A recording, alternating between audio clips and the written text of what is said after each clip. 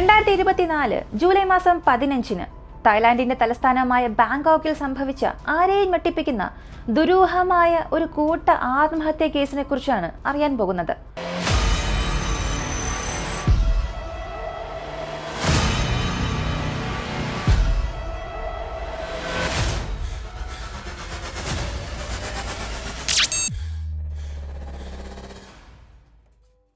ബാങ്കോക്കിലെ പ്രശസ്തമായ ഹോട്ടലായ grand Hag 6 പേർ check in ചെയ്യുന്നു. ആദ്യം ചെക്ക് ഇൻ ചെയ്തത് 56 വയസ്സുള്ള ഷെറിൻ ചോങ് എന്ന സ്ത്രീയാണ്. അവളുടെ മുറി 5-ാം നിലയിലായിരുന്നു, റൂം നമ്പർ 502. ഷെറിന് ശേഷം അവളുടെ സുഹൃത്ത് ടാൻ ഹാങ് ചെക്ക് ഇൻ ചെയ്തു. ഇവർ ഇരുവരും അമേരിക്കൻ പൗരന്മാരായിരുന്നു. ഇവരുടെ ചെക്ക് ഇൻ കഴിഞ്ഞ് മൊത്തം 4 പേരും കൂടി അതേ ഹോട്ടലിൽ ചെക്ക് ഇൻ ചെയ്തു. ഇപ്പോൾ ഈ ഹോട്ടലിൽ, അതായത് ആ പ്രത്യേക ബിസിനസ് മീറ്റിംഗിന് വന്നവർ മൊത്തം 6 പേർ. 2 പേർ അമേരിക്കൻ പൗരന്മാർ, 4 എൻഎംഇസും. ഈ 6 പേരിൽ 3 പുരുഷന്മാരും 3 സ്ത്രീകളും ഉണ്ട്. ഈ 6 പേരും ഈ 5 സ്റ്റാർ ഹോട്ടലിൽ ഒത്തുകൂടാൻ കാരണം ബിസിനസ് സംബന്ധമായ ഒരു മീറ്റിംഗിന് വേണ്ടിയാണ്. ഹോട്ടലിലെത്തിയ ശേഷം എല്ലാവരും അവരവരുടെ മുറികളിലേക്ക് ഫ്രഷ് ആകാൻ പോയി. ഉച്ച കഴിഞ്ഞ് 2 മണിക്ക് ഷെറിന്റെ മുറിയായ 502-ൽ വെച്ച് ബിസിനസ് മീറ്റിംഗും ഉച്ചഭക്ഷണവും നടത്താമെന്ന് മറ്റ്5 പേരെയും അറിയിച്ചിരുന്നു. അങ്ങനെ ഷെറിൻ തന്റെ റൂമായ 502-ലേക്ക് 6 പേർക്കും ആവശ്യമായ തായ്ലാന്റ് ഭക്ഷണവും സ്പെഷ്യൽ ചായയും ഓർഡർ ചെയ്തിരുന്നു. ഉച്ചയ്ക്ക് 2 മണിക്ക് മുൻപ് ഒരു വെയിറ്റർ ഷെറിന്റെ മുറിയിലെത്തി ഫുഡ് ഡെലിവർ ചെയ്തു. ഫുഡ് വിളമ്പി തരണോ എന്ന് അവളോട് ചോദിച്ചു. അപ്പോൾ ഷെറിൻ വെയിറ്ററോട് പറഞ്ഞത് ഫുഡ് തന്നെ വിളമ്പിക്കൊള്ളാമെന്ന്. ഇത് കേട്ടപ്പോൾ ആ വെയിറ്റർ ആ മുറിയിൽ ഫുഡും ചായയും വെച്ചുകൊണ്ടുപോയി. ശേഷം 5 അതിഥികളും ഷെറിന്റെ മുറിയിലെത്തി. കുറച്ചു സമയത്തിന് ശേഷം 5 അതിഥികളും ഷെറിന്റെ മുറിയിലെത്തി. ഏകദേശം 2:15 മണിക്ക് ഹോട്ടലിലെ CCTV ക്യാമറയിൽ എല്ലാവരും അവസാനമായി ജീവനോടുകൂടി തന്നെ കാണപ്പെട്ടു. അങ്ങനെ ആ ദിവസത്തെ, അതായത് 15 എന്ന ദിവസത്തെ രാവും പകലും കടന്നുപോയി. പക്ഷേ 502-ാം മുറിയിൽ നിന്നും ആരും പുറത്തേക്ക് വന്നില്ല. തുടർന്ന് ജൂലൈ 16-ാം തീയതി ഉച്ചയ്ക്ക് ശേഷം ഷെറിൻ ചെക്ക് ഔട്ട് ചെയ്യേണ്ടതുകൊണ്ട് ജീവനക്കാർ ഷെറിന്റെ മുറിയിലേക്ക് വിളിച്ചെങ്കിലും മുറിക്കുള്ളിൽ നിന്ന് യാതൊരു റെസ്പോൺസും വന്നില്ല. ഹോട്ടൽ ജീവനക്കാർ ഷെറിന്റെ മുറിയിലേക്ക് 2-3 തവണ മാറി മാറി വിളിച്ചെങ്കിലും ഫലമുണ്ടായില്ല. അങ്ങനെ ചില ഹൗസ് കീപ്പിംഗ് സ്റ്റാഫ് ചെന്ന് ആ മുറിയുടെ ഡോർബെൽ അടിച്ചു. അപ്പോഴും ആരും ഉള്ളിൽ നിന്ന് വാതിൽ തുറന്നില്ല. ഇതുകൊണ്ട് ഹോട്ടൽ ജീവനക്കാർ അല്പം ആശങ്കയിലായി. അല്പസമയത്തിനു ശേഷം ഹോട്ടൽ മാനേജർ മാസ്റ്റർ കീ ഉപയോഗിച്ച് മുറിയിലേക്ക് പ്രവേശിക്കുന്നതിനെ കുറിച്ച് ആലോചിച്ചു. തുടർന്ന് മാനേജർ മറ്റു ചില ഹോട്ടൽ സ്റ്റാഫ്സുകൾക്കൊപ്പം 502 മുറിയിലേക്ക് പ്രവേശിച്ചു. വാതിൽ തുറന്നു കയറി അവർ കണ്ടത് എല്ലാവരെയും ഞെട്ടിപ്പിക്കുന്ന കാഴ്ചയായിരുന്നു.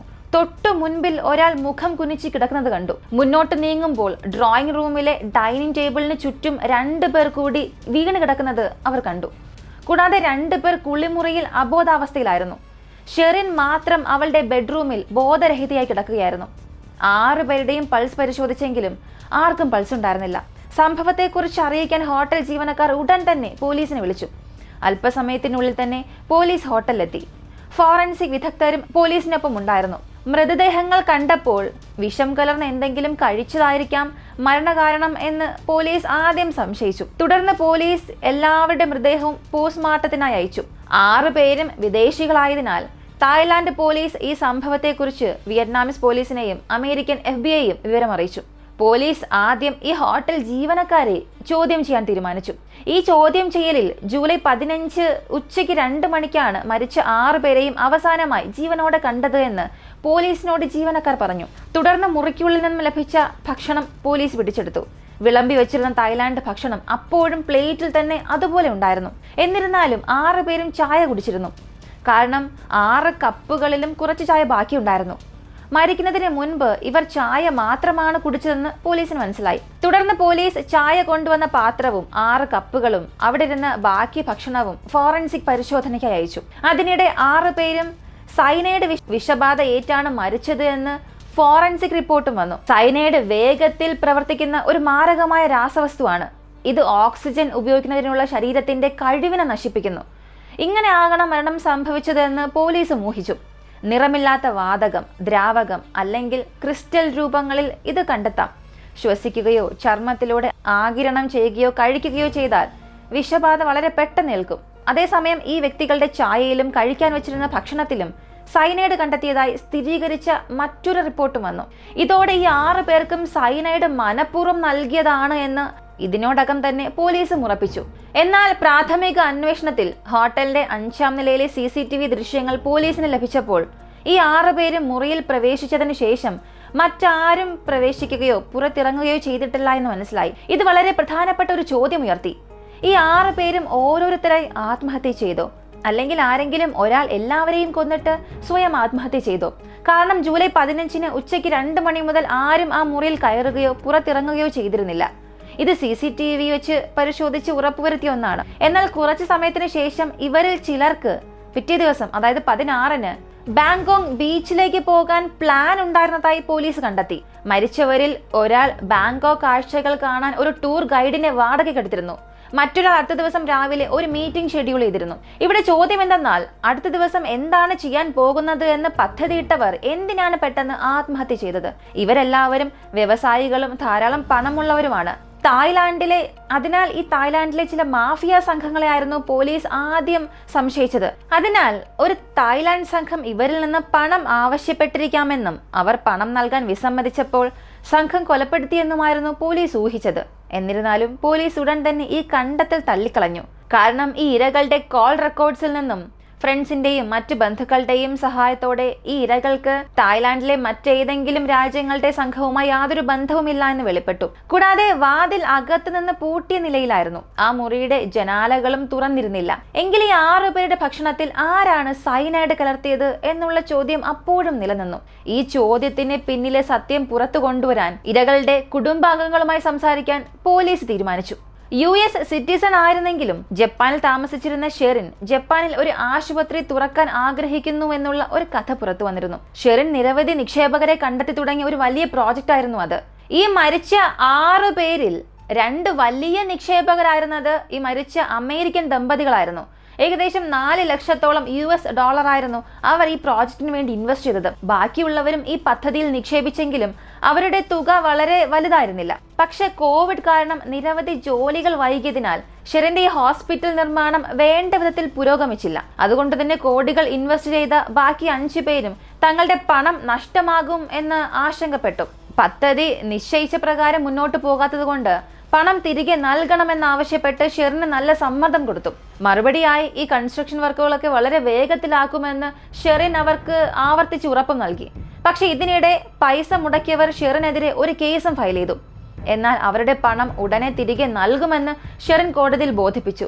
തുടർന്ന് കോടതിക്ക് പുറത്ത് കൂടിക്കാഴ്ച നടത്താൻ ഷെറിൻ ബാക്കിയുള്ളവരോട് ആവശ്യപ്പെട്ടു. അങ്ങനെയാണ് ഈ ടീം തായ്ലാന്റിലെ ബാങ്കോക്കിൽ ഒരു 5 സ്റ്റാർ ഹോട്ടൽ എത്തിയത്. അതിനുശേഷം ആ നഗരം മുഴുവനും ഒന്ന് കറങ്ങി കാണാമെന്നും സംഘം തീരുമാനിച്ചു. ഇതേ തുടർന്ന് ജൂലൈ 15-ന് മീറ്റിംഗ് തീയതി ഫിക്സ് ചെയ്തു. എല്ലാവരും കൃത്യസമയത്ത് ഹോട്ടലിലെത്തി.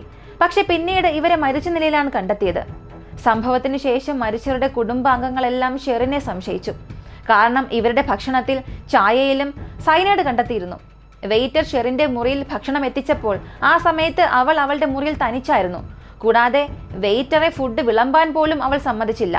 ഈ വിവരം പുറത്തു വന്നപ്പോൾ ഹോട്ടൽ ജീവനക്കാരെ പോലീസ് വീണ്ടും ചോദ്യം ചെയ്തു. ഷെറിൻ ആ ഹോട്ടലിൽ എത്തിയതു മുതൽ വളരെ പരിഭ്രാന്തയായി കാണപ്പെട്ടുവെന്നും അവളുടെ ശരീരഭാഷയിലൂടെ തന്നെ അവൾക്ക് നല്ല ഭയമുള്ളതായും തോന്നിയിരുന്നുവെന്നും ചിലർ പറഞ്ഞു. ഉച്ച കഴിഞ്ഞ് അവൾ വീണ്ടും അവളുടെ മുറിയിൽ നിന്നും പുറത്തു വരുമ്പോൾ അവൾ ഒരു കളർഫുൾ വസ്ത്രം ധരിച്ചിരുന്നു. എന്നാൽ അവളുടെ മുഖത്ത് പരിഭ്രമത്തിന്റെ ലക്ഷണങ്ങൾ കാണാമായിരുന്നുവെന്ന് ദൃക്സാക്ഷികൾ പറഞ്ഞു. ഇത് കേട്ട് പോലീസ് ഷെറിന്റെ ബാഗ് ഒന്നുകൂടെ വിശദമായി പരിശോധിച്ചു. ഷെറിന്റെ ബാഗിനുള്ളിൽ ഇൻവെസ്റ്റ്മെന്റ് തർക്കവുമായി ബന്ധപ്പെട്ട ചില രേഖകൾ ഉണ്ടായിരുന്നു. കൂടാതെ ഷെറിന്റെ ബാഗിൽ നിന്ന് സയനൈഡും കണ്ടെത്തി. ഇതേ തുടർന്ന് ഷെറിന്റെ ഭൂതകാലത്തെക്കുറിച്ച് അറിയാനായി തായ്ലാന്റ് പോലീസ് FBI-യുമായി ബന്ധപ്പെട്ടു. ഷെറിൻ ഇതിനു മുൻപ് 5 തവണ തായ്ലാന്റ് സന്ദർശിച്ചിരുന്നു. തായ്ലാന്റ് പോലീസ് ഇത് കണ്ടെത്തി. കൂടാതെ ദുബായിൽ നിന്നുള്ള ഒരു ശതകോടീശ്വരന്റെ ഭാര്യയായി ഷെറിൻ എല്ലാവരോടും പെരുമാറി. പക്ഷെ അത് കള്ളമായിരുന്നു. 56-കാരിയായ ഷെറിൻ കാലിഫോർണിയയിലായിരുന്നു താമസിച്ചിരുന്നത്. ഏകദേശം 10 വർഷം മുൻപ് സാമ്പത്തിക തട്ടിപ്പ് ആരോപിക്കപ്പെട്ടതായും പോലീസ് കണ്ടെത്തി.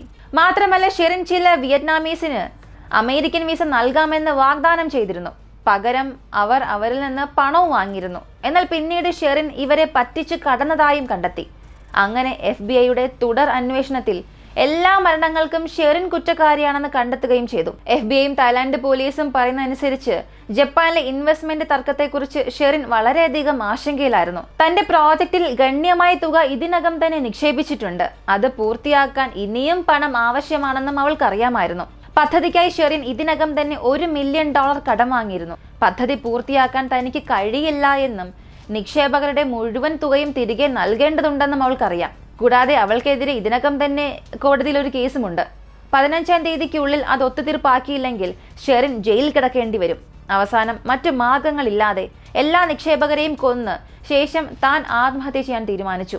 502-ാം മുറിയിൽ മരിച്ച 6 പേരിൽ 5 കൊലപാതകവും ഒരെണ്ണം മാത്രം ആത്മഹത്യയാണെന്നും വ്യക്തമായി. കുറ്റകൃത്യം നടന്ന സ്ഥലത്തെ FBI യുടെ അന്വേഷണത്തിൽ ഷെറിൻ മറ്റ് 5 പേർക്ക് ചായ വിളമ്പിയ ശേഷം ആത്മഹത്യ ചെയ്യുന്നതിന് മുൻപ് ഷെറിന്റെ ചായ സ്വന്തം ബെഡ്റൂമിൽ ചെന്നിരുന്ന് കുടിച്ച് ആത്മഹത്യ ചെയ്യുകയായിരുന്നു. ഈ ഒരു കേസ് അടുത്തിടെ സംഭവിച്ചതായതുകൊണ്ട് ഇത്രമാത്രമാണ് ഇതുവരെയും ലഭ്യമായ വിവരങ്ങൾ. ഒരുപക്ഷെ ഈ ഒരു സംഭവത്തിൽ യഥാർത്ഥ കൊലയാളി ഷെറിൻ തന്നെ ആണെങ്കിൽ പോലും ഇവിടെ കൊലയാളിയും ഇരകളും എല്ലാം മരിച്ചതുകൊണ്ട് ഈ ഒരു കേസ് അന്വേഷണത്തിന് ശേഷം കേസ് ക്ലോസ് ചെയ്യുക തന്നെ ചെയ്യും. ഈ ഒരു സംഭവത്തിലൂടെ നിങ്ങൾക്ക് എന്താണ് തോന്നുന്നത്? ഇതെല്ലാം നടത്തിയത് ഷെറിൻ തന്നെ ആയിരിക്കുമോ? മറ്റെല്ലാവരെയും കൊന്നതിന് ശേഷം ഷെറിൻ ആത്മഹത്യ ചെയ്തോ? നിങ്ങളുടെ അഭിപ്രായം കമന്റിൽ പറയുക. ഇങ്ങനെയുള്ള വീഡിയോസ് കാണാൻ താല്പര്യമുള്ളവരാണ് നിങ്ങളെങ്കിൽ ഇപ്പോൾ തന്നെ നമ്മുടെ ചാനൽ സബ്സ്ക്രൈബ് ചെയ്യുക. മറ്റൊരു വീഡിയോയുമായി വീണ്ടും കാണാം.